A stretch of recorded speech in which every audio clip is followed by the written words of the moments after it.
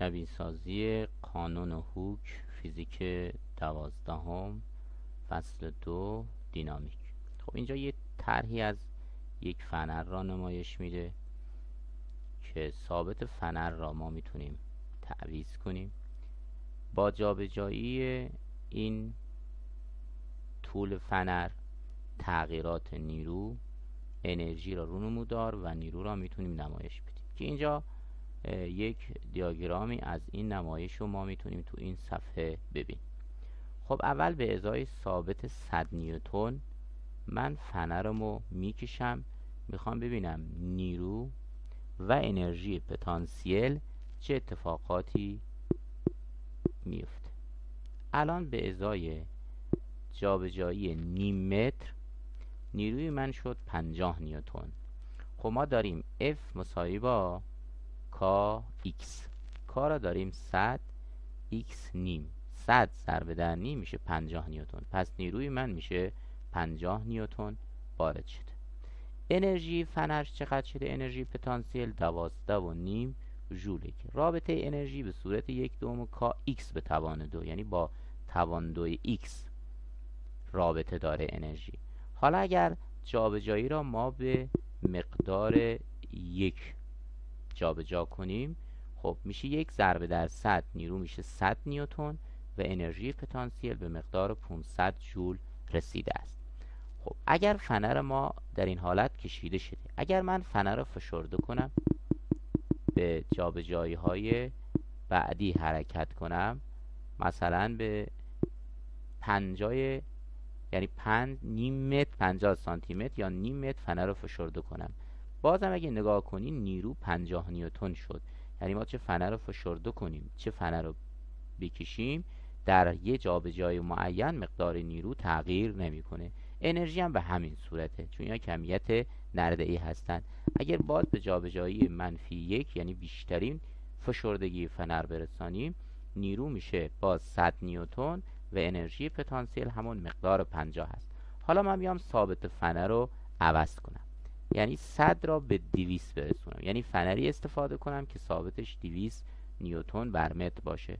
اون موقع 200 چون با جابجایی متر میشه 200 نیوتن و انرژی من از 50 چون ثابت 2 برابر کردم، پس انرژی هم 2 برابر میشه. چرا؟ چون انرژی با کا رابطه مستقیم داره، با x به توان 2 رابطه مستقیم، با کا رابطه مستقیم، یعنی x با به توان 2 برسه و کا توان 2 دیگه نداره. پس اگه 100 بشه 200، انرژی هم میشه چقدر؟ از 50 به 100 میرسه. نگاه کنید ما در ثابت 100 انرژی پتانسیل 50 را داشتیم، اگر ثابت من به 200 برسه انرژی من به 50 میشه 100. حالا جابجایی هم فرق نداره، اگر من به جابجایی برسم، ببین اینجا که تعادل هست هیچ اتفاقی رخ نمیده، نه کشیده شده نه فشرده شده، نه انرژی ذخیره نه انرژی.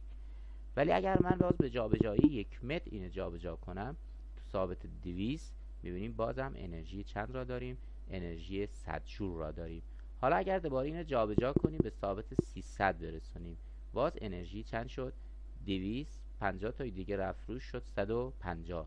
اگر به 400 برسونیم، ثابت 400 برسونیم، می‌بینیم انرژی ما به چقدر رسید؟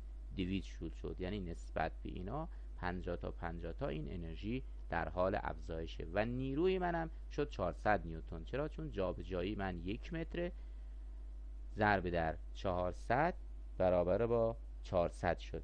پس چه نتیجه میگیریم؟ نتیجه میگیریم که نیرو با کا و x رابطه مستقیمی داره و انرژی با کا رابطه مستقیم ولی با x به توان 2 رابطه مستقیم دارد. اگر فنرها را به صورت موازی به هم وصل کنیم، این حالت ما میگیم موازی.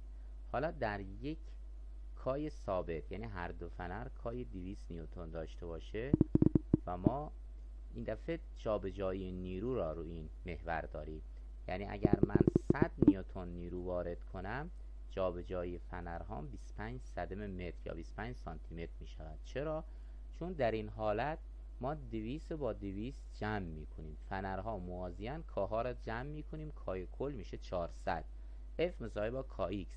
F من 100 نیوتن هست، کا 400 پس 100 تقسیم بر 400 میشه 25 صدم. پس ما در حالتهای موازی کاها را جمع میکنیم، از جمع کاها کای کل به دست میاریم، بعد نیرو را بر کا تقسیم میکنیم، جابجایی را. پس در واقعیت هم میبینید که مقدار جابجایی فنر من 25.